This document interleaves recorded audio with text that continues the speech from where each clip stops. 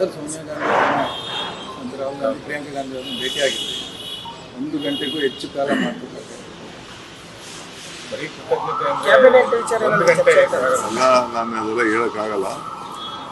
ನಾನೊಬ್ಬ ಕಾಂಗ್ರೆಸ್ ಕಾರ್ಯಕರ್ತ, chief minister.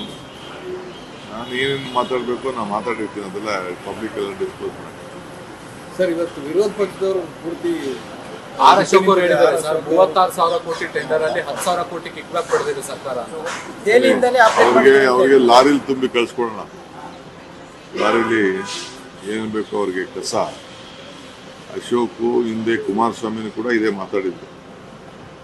ಅವರಿಬ್ಬರು ಕೂಡ ಈ ಕಸದ ಲಾಬಿ ಇದೆ, ದೊಡ್ಡ ಲಾಬಿ ಕಸದ್ದು.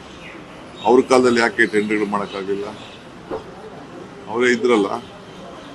ಈಗ 6,000 ಕೋಟಿ ರೂಪಾಯಿ ಇನ್ವೆಸ್ಟ್ಮೆಂಟ್ ಮಾಡ್ತಾರೆ. 6,000 ರೂಪಾಯಿ ಇನ್ವೆಸ್ಟ್ಮೆಂಟ್ ಮಾಡ್ತಾರೆ.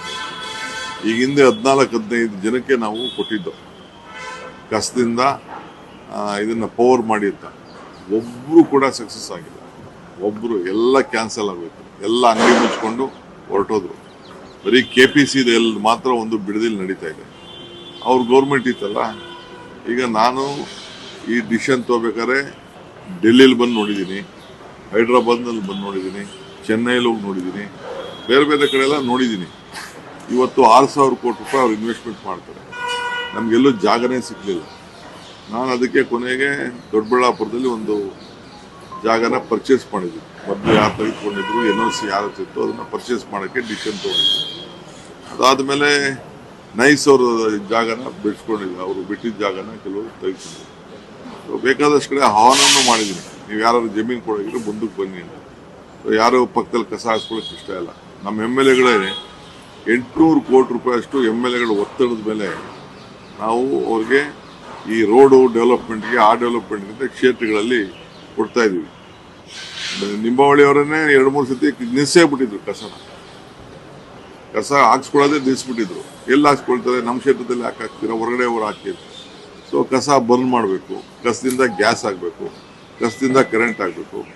ಸೊ ಇವರು ಇವತ್ತೇನು ಈ ಅಶೋಕ್ ಮಾತಾಡ್ತಾ ಇದಾರಲ್ಲ, ಇವರೆಲ್ಲ ಆ ಗ್ಯಾಂಗ್ ಇದೆಯಲ್ಲ, ಆ ಗ್ಯಾಂಗ್ನ ಏಜೆಂಟ್ ಆಗಿ ಇವತ್ತು ಮಾತಾಡ್ತಾ ಇದ್ದಾರೆ.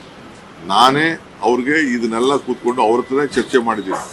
ಈ ಮಾಫಿಯಾನ ಕಂಟ್ರೋಲ್ ಮಾಡಿ. ಇದೊಂದು ಮಾಫಿಯಾ, ಕಸದೊಂದು ಮಾಫಿಯಾ. ಆ ಮಾಫಿಯಾಗೆ ಅಶೋಕ್ ಅವರು ಸ್ಪೋಕ್ಸ್ಮನ್ ಆಗೋದು ನನಗೆ ಬಹಳ ಆಶ್ಚರ್ಯ ಆಯಿತು. ಈಗ ಆಯ್ತು, ಎಲ್ರಿ 36,000 ಕೋಟಿ, ಎಲ್ಲಿ 36,000 ಕೋಟಿ ಆಯ್ತು. ಅವ್ರು ಯಾವ್ದು ಬೇಕಾದ್ರೂ ತನಿಖೆ ಮಾಡಿ, ಏನ್ ಬೇಕಾದ್ರೂ ಮಾಡ್ಲಿ, ಎಲ್ಲಿ ಬೇಕಾದ್ರೂ ರಿಪೋರ್ಟ್ ಕೊಡ್ಲಿ, ಯಾವ್ದಾದ್ರು ದೊಡ್ಡ ಏಜೆನ್ಸಿ ತಂದು ಮಾಡ್ಲಿ. 36,000 ಬೇಡ, ಬರೀ 10 ಕೋಟಿ ರೂಪಾಯಿಂದ ಏನಾದ್ರು ಮಿಸ್ಯೂಸ್ ಆಗಿತ್ತು ಅಂದ್ರೂ ತನಿಖೆ ಮಾಡ್ತಾರೆ. I am ready. ಅವ್ರಿಗೆ ಏನಪ್ಪಾ ಅಂದ್ರೆ ನಾನು ಚೀಫ್ ಮಿನಿಸ್ಟರ್ ಆಗಿದ್ದು ಪಾಪ ಅವ್ರ ಕೈಲಿ ತಡ್ಕೊಳಕ್ಕಾಗ್ತದೆ. ಅವ್ರ ಪಾರ್ಟಿ ಏನೇನು ಆಗ್ತಾ ಇದೆ, ಅವ್ರ ಪಾರ್ಟಿಲಿ ಏನಾಗ್ತಾ ಇದೆ, ಬೇರೆ ಪಾರ್ಟಿಗಳಲ್ಲಿ ಏನಾಗ್ತಿದೆ ಅಂತ ನನಗೆಲ್ಲ ಗೊತ್ತಿದೆ. ಪಾಪ ಏನೇನು ಒತ್ತಡ ಇದೆಯೋ ಮಾತಾಡಿಸ್ತಾ ಇದ್ದಾರೆ, ಮಾತಾಡಿಸ್ಲಿ, ಏನು ತೊಂದರೆ ಇಲ್ಲ. ಅವರೇ ನನಗೆ ಅವರೆಲ್ಲ MLAs ಹೇಳಿದ್ದಾರೆ, ಟೆಂಡರ್ನ 10-12 ವರ್ಷದಿಂದ ಟೆಂಡರ್ ಕರೆಯಕ್ಕೆ ಬಿಡಲಿಲ್ಲ. ಕಸ ಇದನ್ನು ಮಾಡೋದು ಟೆಂಡರ್ ಕರೆಯಕ್ಕೆ ಬಿಡಲಿಲ್ಲ. ಬರೀ ಕೋರ್ಟ್ಗೆ ಹೋಗಿ ಕೋರ್ಟ್ ಅಲ್ಟಿಮೇಟ್ಲಿ ನೀವು ಸರ್ಕಾರ ಮಾಡ್ತಾ ಇರೋ ಡಿಸಿಷನ್ ಕರೆಕ್ಟು ಅಂತ ತೀರ್ಮಾನ ಮಾಡಿದ್ರೆ ಮಾಡಿದೆ.